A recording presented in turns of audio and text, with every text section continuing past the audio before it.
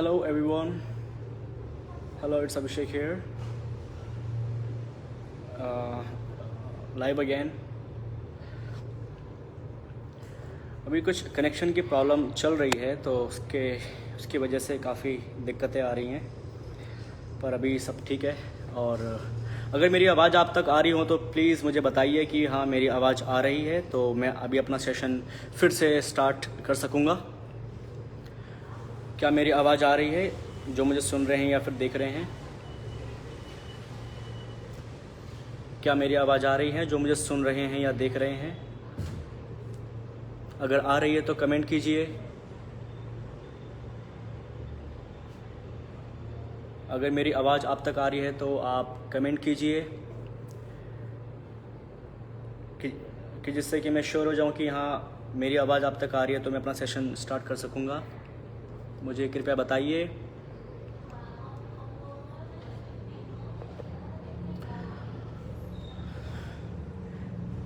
अभी connection problem की वजह से काफ़ी दिक्कतें अभी हुई हैं मुझे थोड़ी देर तक, तो अभी उसके लिए क्षमा चाहता हूँ मैं। तो आप कमेंट कीजिए जो मुझे देख रहे हैं अभी।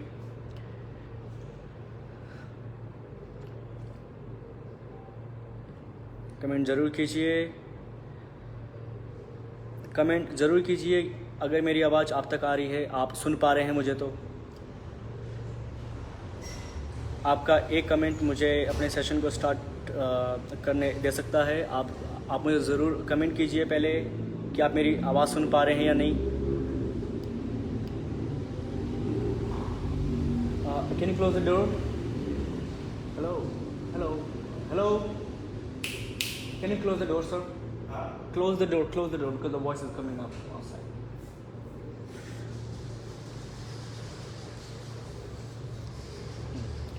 Thank you. तो ठीक है, मैं फिर अब स्टार्ट करता हूँ।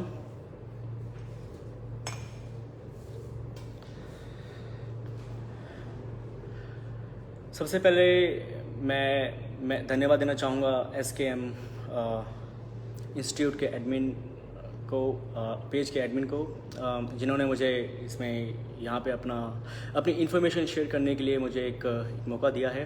उसके लिए बहुत बहुत धन्यवाद, बहुत बहुत आभार उनको सहृदय प्रणाम। मेरा नाम अभिषेक है और आज की इस वीडियो में मैं आपको बताने वाला हूँ, इस लाइव सेशन में मैं आपको बताने वाला हूँ कि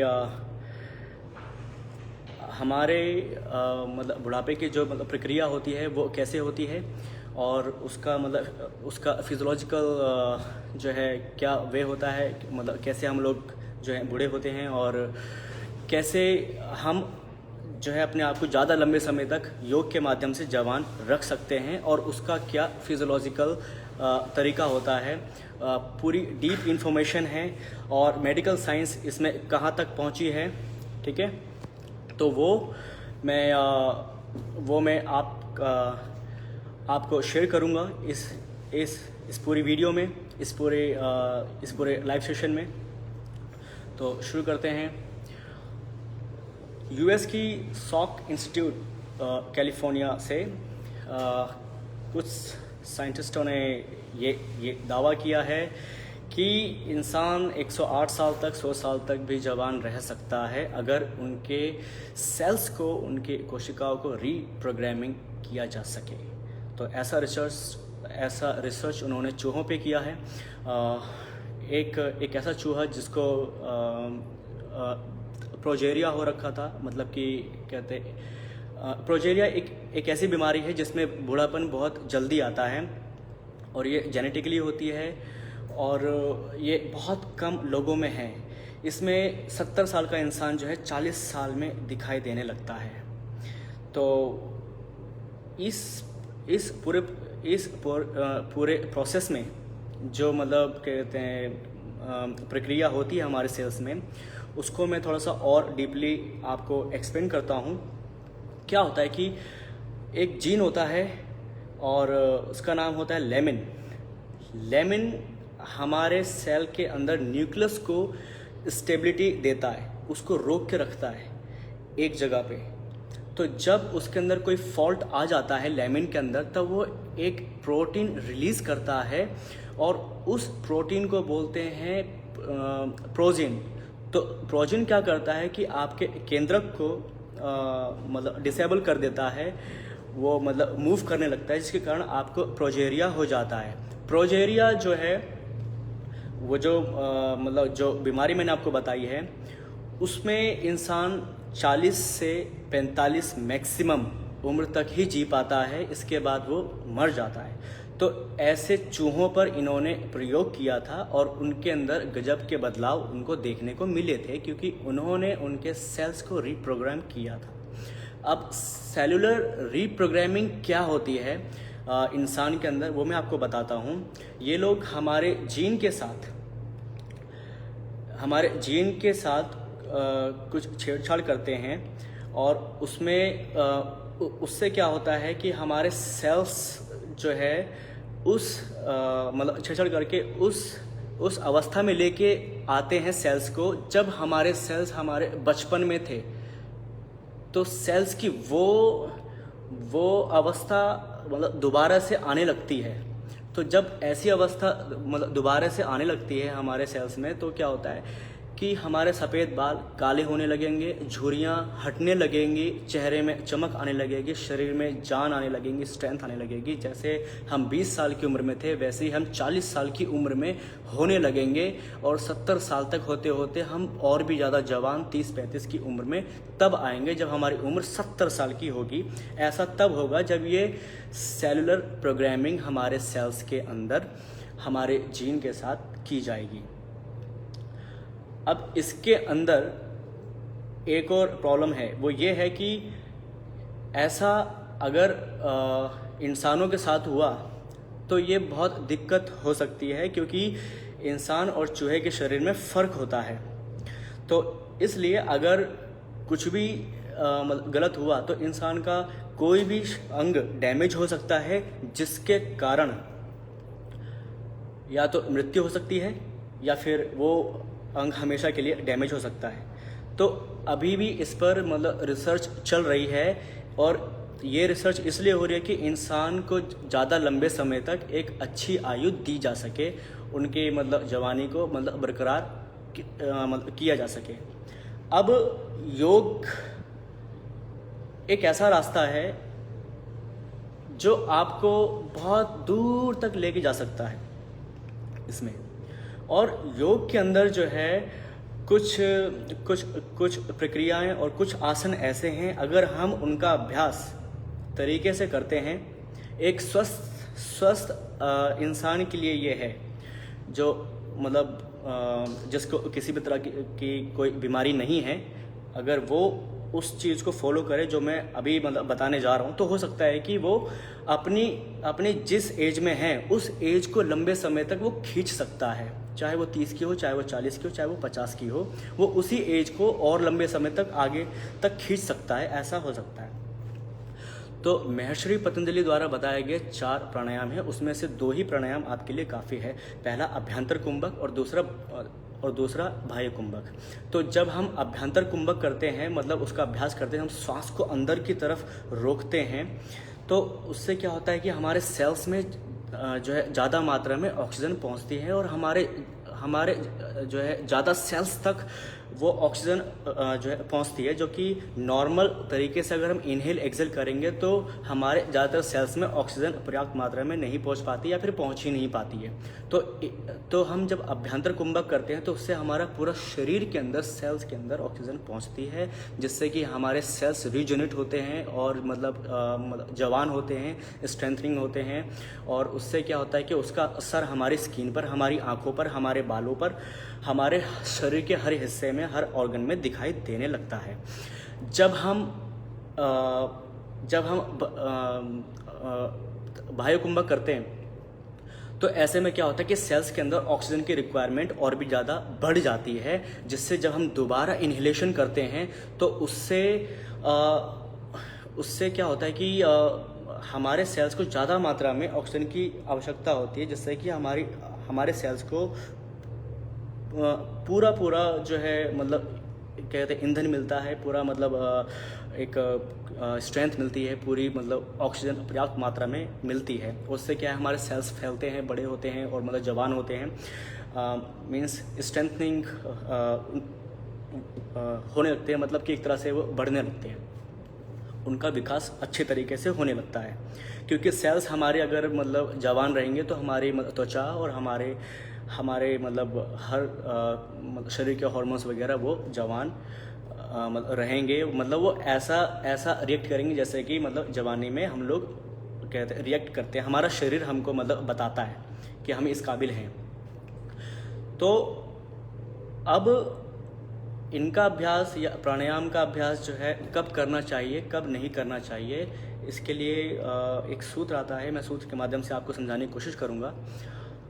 सूत्र ये कहता है अथासन दृढ़ योगी वशी हितमितासना गुरुपदिष्ट मार्गेण प्राणायाम सभ्यसेत। मतलब कि गुरु के उपदेशानुसार हमें आसनोपरांत प्राणायाम का अभ्यास करना चाहिए। अब आप किस साधना से होकर के गुजर रहे हैं, या फिर आप सामान्य तौर पर जा रहे हैं, या आप मतलब अपनी कोई बीमारी ठीक कर रहे हैं, तो मतलब गुरु के उपदेश के अनुसार आपको प्राणायाम का अभ्यास करना चाहिए। लेकिन एक स्वस्थ व्यक्ति के लिए मैं अगर मतलब बात कहूँ तो उसको पूरक और रेचक से अपना प्राणायाम का अभ्यास स्टार्ट करना चाहिए, और उसके बाद धीरे धीरे जो है नाड़ी शोधन का अभ्यास करना चाहिए।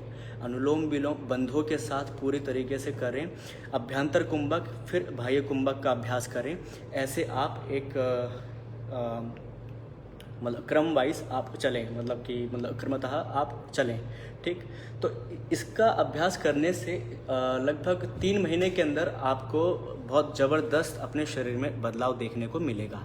और अगर हम कुछ आसनों की बात करें तो आसनों में शीर्षासन, सर्वांगासन, हलासन, धनुरासन, चक्रासन नोट कर लेना, बहुत मतलब ज़रूरी बात बता रहा हूँ, ठीक है। शीर्षासन, सर्वांगासन, हलासन और चक्रासन, पश्चिमोत्तानासन, धनुरासन, ये आसन ऐसे हैं, इनको आपने अगर सीख लिया अच्छे से, ठीक है, और अगर आपने कुंभक के साथ इसका अभ्यास करना शुरू किया, ठीक, और पूरक रेचक के साथ या फिर उज्जयी प्राणायाम के साथ अगर आपने इसका अभ्यास मतलब शुरू कर दिया, तो आप जिस एज में हैं वो एज आपकी थम जाएगी, वहीं आप रुक जाओगे, और आप बस खाली नंबर बढ़ने लगेंगे, पर एज आपकी ठहर जाएगी। मतलब कि आप 50 साल में भी 30 साल के दिखाई देने लगेंगे, ऐसा हो सकता है। खाली मतलब ये करने से नहीं होगा, इसके साथ साथ आपको कुछ ऐसी चीज़ें हैं जो मैं आपको आगे बताने वाला हूँ। कुछ ऐसे कारण हैं जिससे आपका जो बुढ़ापा है वो सामान्य तौर पे आता है, ठीक, उससे मतलब जल्दी आता है। तो अगर आप वो चीज़ें छोड़ देंगे तो उससे क्या होगा कि आपका जो क्या कहते हैं, जो स्थिरता जो मतलब बनी हुई है, मतलब क्या कहते हैं, प्राणायाम के माध्यम से, आसनों के माध्यम से आपने जो अपने एज में एक ठहराव लेके आया है, उसको आप रोक सकते हो और आगे तक लेके जा सकते हो। और अगर उसमें से कुछ भी मतलब गड़बड़ होता है तो आपका ये मतलब प्रोसेस चलता रहेगा। बुढ़ापा एक जेनेटिक प्रोसेस है, ये होना ही है, लेकिन इसको धीमा किया जा सकता है। तो जो आगे की चीज़ में आपको मैं बता रहा हूँ, कुछ ऐसे कारण हैं जो आपको देखने हैं। सबसे पहले कि आपकी नींद जो है वो 5 से 6 घंटे या मैक्सिमम 7 घंटे की होनी चाहिए। अगर आप ज़्यादा सो रहे हैं तो ज़्यादा सोने से आपका मस्तिष्क बूढ़ा होने लगता है, मतलब उसका जो मतलब प्रोसेसिंग है, मतलब उसका जो काम करने का तरीका है वो धीमा पड़ने लगता है, ठीक है। दूसरी चीज़, अगर आप बार बार बीमार पड़ोगे तो वो भी आपके मतलब बुढ़ापे को जो है तेज़ी से मतलब लेके आएगा, ठीक है। तो कोशिश ये करना है कि आपको स्वस्थ रहना है, मानसिक रूप से भी और शारीरिक रूप से भी, दोनों तरह से, ठीक। कोशिश ये करें कि आपकी कोई हड्डी ना टूटे, कोई एक्सीडेंट ना हो जिसमें मतलब ज़्यादा भरपाई मतलब करनी पड़े जो है शरीर को, तो शरीर को बचा के रखें। और ज़्यादा खाना ना खाएं, कम कम खाना खाएं, थोड़ा खाना खाएं और मतलब घर का बना हुआ शुद्ध बढ़िया, जैसे आयुर्वेदानुसार अगर आप चलेंगे खाने को लेकर के, खाने पीने को लेकर के, तो आपके मतलब एज में एक ठहराव आना शुरू होगा। धूम्रपान, अगर आप धूम्रपान ज़्यादा करते हैं या फिर मतलब अल्कोहल वगैरह मतलब ज़्यादा लेते हैं, तो ये भी एक कारण है आपके बुढ़ापा आने का। ठीक है। इसके अतिरिक्त जो है धातु क्षय, अगर आप धातु क्षय ज़्यादा करते हैं, काम वासना में मतलब ज़्यादा लिप्त हैं, तो ये भी आपके बुढ़ापे का एक कारण है। ठीक, इससे भी आपका बुढ़ापा तेज़ी से आता है। इसके अलावा अगर आप एक्सरसाइज नहीं कर रहे हैं, कोई भी मतलब जिम नहीं कर रहे हैं, या आसन की प्रैक्टिस योगासन वगैरह नहीं कर रहे हैं, कुछ भी मतलब फिज़िकल एक्टिविटीज़ नहीं है आपकी लाइफ में, कंप्यूटर पे ज़्यादा आपका काम है, तो वो भी उस स्टेज को लेके आ जाता है। 40 साल, मात्र 40 साल के 40वें साल में इंसान को आज की डेट में ये लगने लगता है कि वो अब बूढ़ा हो रहा है। ठीक, आज की डेट में ऐसा लगने लगता है। तो अगर आप इन सब चीज़ों को मतलब ध्यान में रखते हुए अगर आप चलते हैं, और जो मैंने आपको प्राणायाम जो है मतलब बताए हैं, अभ्यंतर कुंभक, बाह्य कुंभक, ठीक है, अगर इसके थ्रू अगर आप चलते हैं और जो मैंने आपको आसन बताए हैं, तो हो सकता है कि आपका शरीर लंबे समय तक जवान बना रहे। तो अब जैसे षटक्रम है, षटक्रम का भी अभ्यास हमको करते रहना चाहिए हफ्ते में 2 बार। एक सूत्र आता है, मैं सूत्र के माध्यम से आपको समझाने का प्रयास करूंगा। मेद श्लेष्मादिकः षट्कर्माणि समाचरित अन्यस्तु नाचरितानि दोषाणाम संभावतः। ठीक है, मेद श्लेष्मादिका षट्कर्माणि समाचरित अन्यस्तु नाचरितानि दोषाणाम संभावतः। मतलब कि जब शरीर में चर्बी बढ़ जाती है तो उसको कम करने के लिए षटकर्म का अभ्यास करना चाहिए। ठीक है, कुंजल, धोती, ये सब मतलब जो भी षटकर्म में आता है, नेति, वसी, धोती और त्राटक, कपालभाति, इनका अभ्यास आपको करते रहना चाहिए हफ्ते में 1 बार या 2 हफ्ते में 1 बार। तो ये प्राणायाम जो मैंने आपको बताया है, आसन, प्राणायाम और षटकर्म, इनका अभ्यास आपको ज़रूर करना चाहिए अगर आपको लंबे समय तक जवान रहना है तो। और ऐसा कुछ नहीं है कि अगर आपका शरीर ज़्यादा लचीला है तो आप ज़्यादा लंबे समय तक जवान रहेंगे, ऐसा नहीं है। हो सकता है कि आपका शरीर बूढ़ा हो जाए पर आपकी स्पाइन जो है वो फ्लेक्सिबल रहे, ऐसा भी हो सकता है। ठीक है, तो फ्लेक्सिबिलिटी में और स्टेबिलिटी में थोड़ा फ़र्क होता है। शरीर में लचीलापन लाने के लिए शरीर में जो हम लचीलापन लेके आते हैं उसका सिर्फ एक ही मतलब होता है कि हम ध्यान में लंबे समय तक बैठ सकें। स्टेबिलिटी के लिए ही पोस्चर होता है, और ध्यान के माध्यम से हम मतलब एक आध्यात्मिक प्रक्रिया में आ सकें, अपने आप को जानने में, या फिर मतलब जो भी हम बात करते हैं योग में, उस स्तर पर आने के लिए। जैसे सूत्र आता है एक, स्थिरम सुखम आसनम, बहुत छोटा सा सूत्र है, एक ही सूत्र है आसन को लेकर के। लेकिन अगर मैं आपको ये कहूँ कि आप पद्मासन लगाओ और 2 मिनट तक बैठो तो आपके घुटने में दर्द होने लगेगा, आप मुझसे कहेंगे कि हमको हमारे घुटने में जो है दर्द हो रहा है। अब मुझे ये बताओ कि इसमें आपको सुख कहाँ मिल रहा है? आपने तो यहाँ पे सुख की बात कही है, स्थिरम सुखम आसनम। ठीक है, सिद्धासन में बैठा तो अब मतलब क्या कहते हैं, एंकल में दर्द होने लग रहा है, तो सुख कहाँ मिल रहा है? लेकिन जब आसनों के अभ्यास के बाद, जब आपका आसन में अभ्यास हो जाता है बैठने का, जैसे मैं 1 घंटा पद्मासन में बैठ सकता हूँ, मेरे लिए आसान है। 1 घंटे के बाद मुझे सोचना पड़ता है कि मैं और बैठूं या नहीं बैठूं। ठीक, तो क्या हुआ, मैंने अपने अभ्यास को बढ़ाया, तो जब मैं बैठा हुआ हूँ तो स्थिरता अपने आप आने लगती है, क्योंकि उसमें अभ्यास हो चुका है। ठीक है, तो शरीर का जो लचीलापन है वो हमारे स्टेबिलिटी को रिलेट करता है, क्योंकि शरीर जो है जितना लचीला होगा उतना कम विकार होते हैं हमारे मांसपेशियों में, हमारे जॉइंट्स में। ठीक है, तो लचीलापन ज़रूरी है, लेकिन अगर सिर्फ लचीलापन है तो इसका मतलब ये नहीं है कि आप जवान हैं, आप बूढ़े भी हो सकते हैं। ठीक, तो ये भी जो है मतलब एक अलग मैटर है, उस पर भी मैं कभी अभी भी मतलब अगर दोबारा लाइव आता हूँ तो मैं उसको पूरा मतलब कवर करूँगा। तो अभी जो लोग अभी प्रौढ़ावस्था में हैं, मतलब 30 से 40 की उम्र के जो लोग हैं, उनको षटकर्म का अभ्यास करना चाहिए और कहते हैं प्राणायाम का अभ्यास करना चाहिए और कुछ सरल आसनों का, बस। इससे ऊपर वो कुछ ना करे, सिर्फ वही करे, अपना खान पान थोड़ा सा मतलब बैलेंस में लेके चले। ठीक, ज़्यादा गरिष्ठ भोजन ना करें। ठीक, तो आपकी एज थम सकती है गारंटेड। 3 महीने, सिर्फ 3 महीने के अंदर आपको ऐसा बदलाव अपने अंदर मतलब दिखाई देने लगेगा। क्योंकि क्या होता है कि कुछ बीमारियां ऐसी होती हैं हमारे शरीर में चल रही होती हैं, हमको मालूम नहीं चलता है, और जैसे जैसे एज आती है तब हमको मालूम चलता है कि ये हो गया। अब शरीर जो है उस बीमारी की क्षति पूरी करते करते बूढ़ा हो जाता है और बीमारियां बढ़ती रहती है। तो जब हम आसनों का, प्राणायाम का अभ्यास करते हैं तो वो बीमारी जो है ख़त्म हो मतलब आने से पहले ही ख़त्म होने लगती है। तो क्या होता है कि जब आप बीमार ही नहीं पड़ोगे तो आप बूढ़े भी नहीं होगे।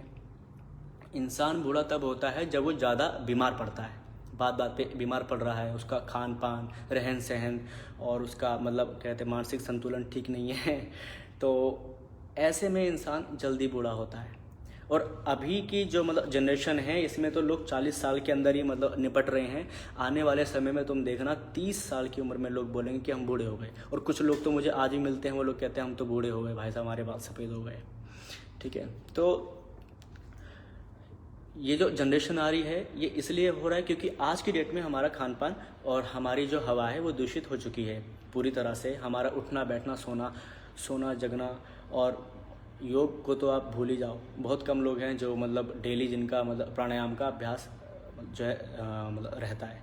कोशिश ये करो कि आप बीमार ना पड़ो, आपकी कोई हड्डी ना टूटे, आपको मतलब कोई प्लस्तर ना चढ़े, आपके मतलब किसी नस में कहीं पर कोई खिंचाव ना आए। और अगर आप प्रौढ़ावस्था में हैं तो बिल्कुल भी ना आए। जो लोग अभी 21 से 30 की एज में हैं, उनको आसनों का और प्राणायाम का अभ्यास खूब करना चाहिए। खूब जिसे कहते हैं, कोई भी खेल खेलो, उस खेल के बाद थोड़ी देर अपना शांत होने के बाद आप प्राणायाम का अभ्यास ज़रूर करें, कोई भी खेल खेलने के बाद।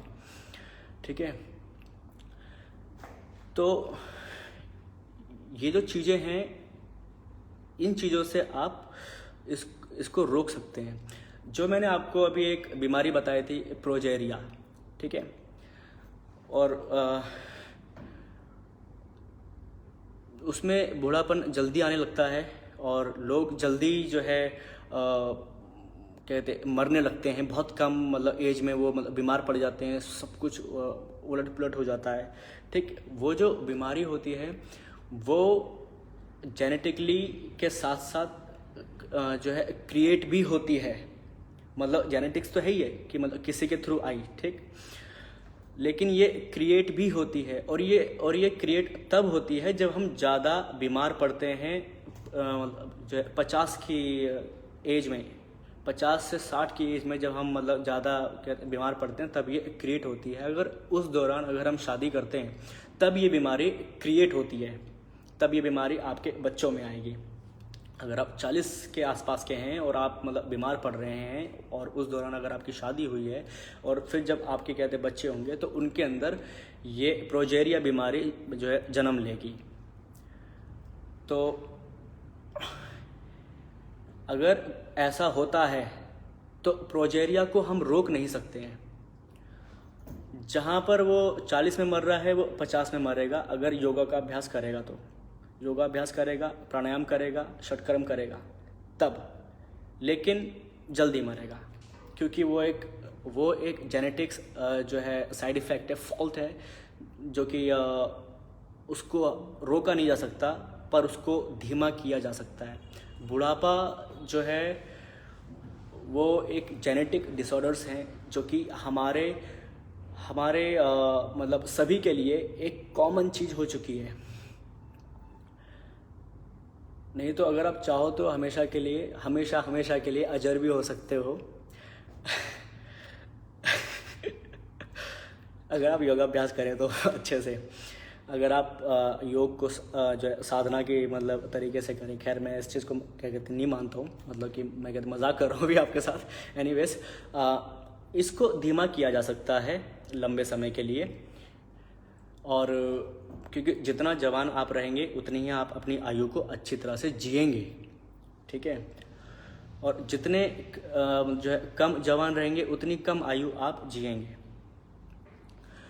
जो लोग 50 से 70 के बीच में हैं, उन लोगों को प्राणायाम के अभ्यास के साथ साथ अपने खान पान पर और सोने उठने से लेकर के अपने खान पान और प्राणायाम के साथ साथ शुद्ध विचारों में, मतलब एक कहते हैं पॉजिटिव थिंकिंग के साथ रहना चाहिए। जितना माइंड स्ट्रेस उनको होगा, जितना उनको मतलब डिप्रेशन वगैरह होगा, एंजाइटी होगी, वो उतनी ही जल्दी बूढ़े होंगे और भी तेज़ी से बूढ़े होने शुरू होंगे और उनमें और भी ज़्यादा विकार आना शुरू होगा। तो उनका जो सबसे ज़्यादा इम्पोर्टेंट है कि वो पॉजिटिव इन्वायरमेंट में रहे, एक पॉजिटिव एटमॉस्फेयर में रहें। That's very important for those who is up to 60 to 70 years old, ठीक है। तो ये चीज़ है। 21 से 30 के बीच के जो लोग हैं वो आसन प्राणायाम खेल कूद ज़रूर करें अच्छे से और खूब एंजॉय करें लाइफ को, पर एक लिमिट में रह करके, ठीक है। कहते हैं ना अति सर्वत्र वर्जेत ना, तो इसलिए सब कुछ मतलब लिमिट में। और क्योंकि ये एज ऐसी होती है कि अभी मैं खुद इस एज में हूँ, लेकिन मुझे बहुत अच्छे समझ में आता चीज़ें कि हाँ भाई कैसे अपने आप को रखना है, ठीक है। क्योंकि यही है हमारे पास जो है, शरीर माध्यम धर्म खलु साधनम, है ना। शरीर है तो सब कुछ है, शरीर नहीं है तो कुछ नहीं है। तो इसको आगे तक लेके जाना है तो उसके लिए प्रिपरेशन आपको अभी से करनी पड़ेगी। अभी से मतलब 21 से 30 की एज में अगर आप हैं तो इसको करना शुरू कर दो। और जो लोग 30 से 40 की उम्र में हैं वो लोग आसनों का अभ्यास, षटकर्म का अभ्यास हर 2 हफ्ते में एक बार जरूर करें और प्राणायाम डेली करें। दैट्स वेरी इंपॉर्टेंट, ठीक है। बहुत ज़रूरी है प्राणायाम। अभ्यंतर कुंभक, बाह्य कुंभक ज़रूर करें, ज़रूर ज़रूर ज़रूर करें अगर आपको लंबे समय तक जवान रहना है तो। अगर आपका कोई क्वेश्चन हो तो आप जो है मेरे साथ शेयर कर सकते हैं, मैं आपको उसका जवाब ज़रूर दूंगा। मैं भी लाइव हूँ और मैं वेट कर रहा हूँ कि आप कुछ ऐसा टाइप करें कि मैं उसका क्या कहते हैं, मैं आपको उसका आंसर दूं। तो मैं वेट कर रहा हूँ कि आप मुझे कुछ पूछे इस टॉपिक से रिलेटेड।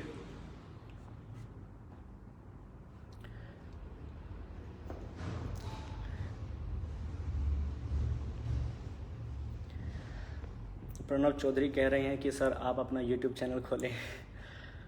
ठीक है जी, ज़रूर खोलेंगे। और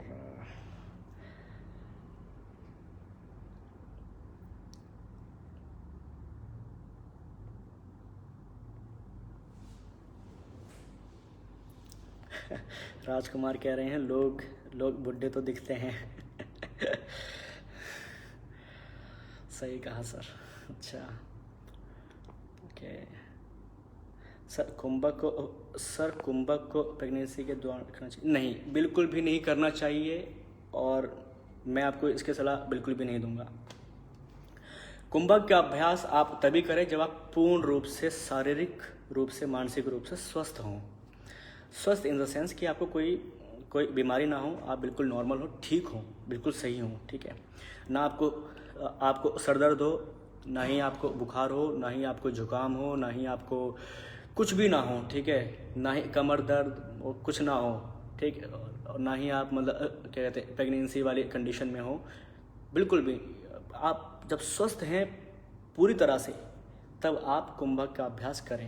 मैंने आपको कहा ना कि प्राणायाम का अभ्यास जो है वो गुरु के उपदेशानुसार आसनोपरांत, आसन के बाद करना चाहिए। हठ योग कह रहा है इस बात को, अथासन दृढ़ योगी वशी हितमितासना गुरुपदिष्ट मार्गेण प्राणायाम सभ्यसेत, है ना। तो हठ योग इस बात को कह रहा है। तो यदि आपका कोई गुरु है तो उनसे आप जरूर इस बारे में सलाह लें। अगर आप ये नहीं कर सकते हैं तो आप कुछ और अल्टरनेटिव वे में ले सकते हैं, जैसे कि रेचक पूरक तो आप कर ही सकते हैं। श्वास को धीमा गहरा लीजिए, उसको अंदर तक फील कीजिए पूरा, मतलब अवेयरनेस के साथ, फिर उसको मतलब जो है बाहर निकालिए, ठीक, उसके साथ मतलब ट्रैवल कीजिए ऐसा। और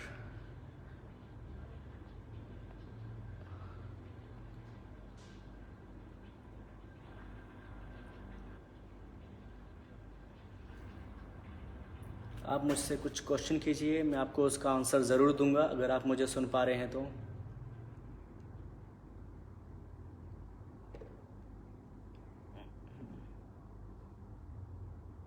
हाँ सर, कुंभक पूरक रेचक कितनी देर करना चाहिए? बहुत अच्छा क्वेश्चन है।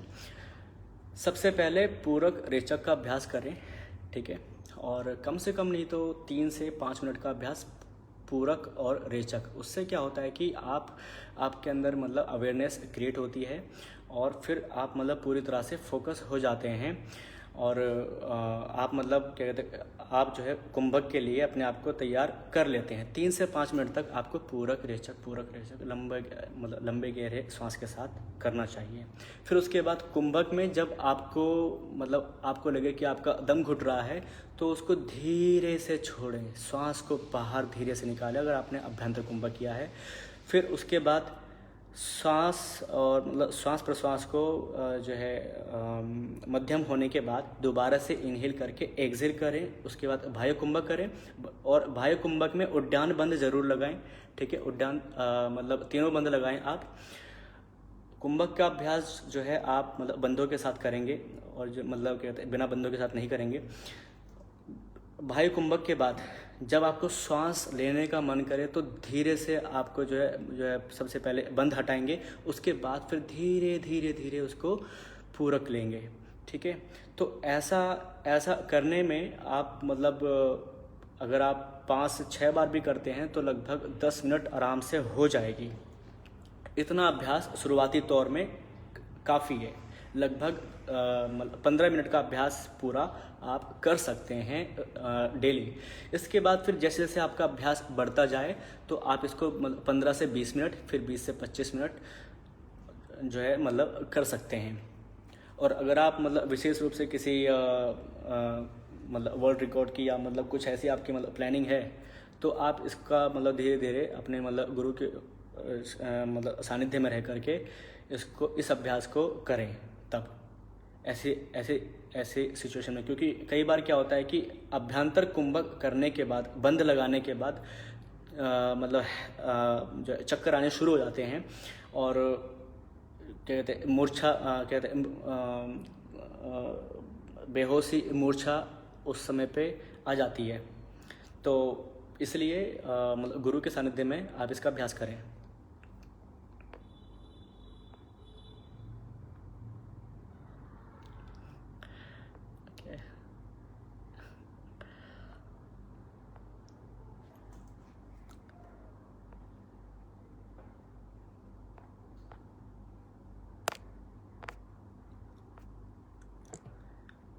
कोई क्वेश्चन हो तो आप मुझसे पूछ सकते हैं। अभी मैं इंतज़ार कर रहा हूँ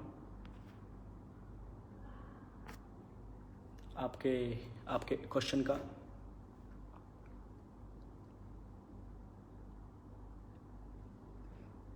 चलिए मैं आपको एक टिप्स और जाते जाते मैं आपको दे देता हूँ। अगर आपको अपने मतलब अपने चेहरे में, ठीक है ज़रूर बताएंगे प्रणव चौधरी जी जो है बैक बेंडिंग की वीडियो के बारे में। Okay alright. सो तो जाते जाते मैं आपको एक टिप्स देना चाहता हूँ, ब्यूटी टिप्स देना चाहता हूँ। अगर आपको सुंदर दिखना है, अच्छा दिखना है, आप अपने चेहरे पे कोई पिंपल्स नहीं चाहते हैं, जैसे कि मेरे चेहरे पे कोई पिंपल नहीं है, कहीं पर भी आप देख सकते हैं, बिल्कुल क्लीन चेहरा है ऊपर से यहाँ से लेके यहाँ तक। तो फिश पोज करें, मत्स्यासन करें, मूल बंध के साथ। ठीक है, मत्स्यासन मूल बंध के साथ आप करें। और इसके साथ क्या कहते हैं, अर्ध मस्तेंद्रासन का अभ्यास करें, पश्चिम उत्तानासन का अभ्यास करें। ये 3 आसन ऐसे हैं मतलब जिससे कि आपके चेहरे पे पिंपल्स नहीं आएंगे और आपके चेहरे पे ग्लो आएगा और आप सुंदर जो है मतलब दिखेंगे। ठीक है, इसके अलावा अगर चेहरे पे मतलब ज़्यादा मतलब भद्दापन आता है तो आप सर्वांगासन और हलासन का अभ्यास भी कर सकते हैं। वो भी आपके फेस को मतलब ग्लोइंग फेस और मतलब सुंदर एक मतलब एक चार्म आ जाता है ओवरऑल। तो इन आसनों का अभ्यास आप करें मूल बंध के साथ। ठीक है, तो चलिए मैं फिर अभी आपसे विदा लेता हूँ और फिर मिलेंगे आप जो है दूसरे टॉपिक के साथ और भी डीप इन्फॉर्मेशन मैं आपको शेयर करूँगा अगर मैं अगली बार फिर से आता हूँ तो। और thank you so much SKM page admin कि आपने मुझे इतना अच्छा एक प्लेटफॉर्म दिया टू स्पीक ना। तो आपको बहुत बहुत धन्यवाद, आपका बहुत बहुत आभार। Thank you so much to everyone and see you soon with the next video. All right, bye bye, take care.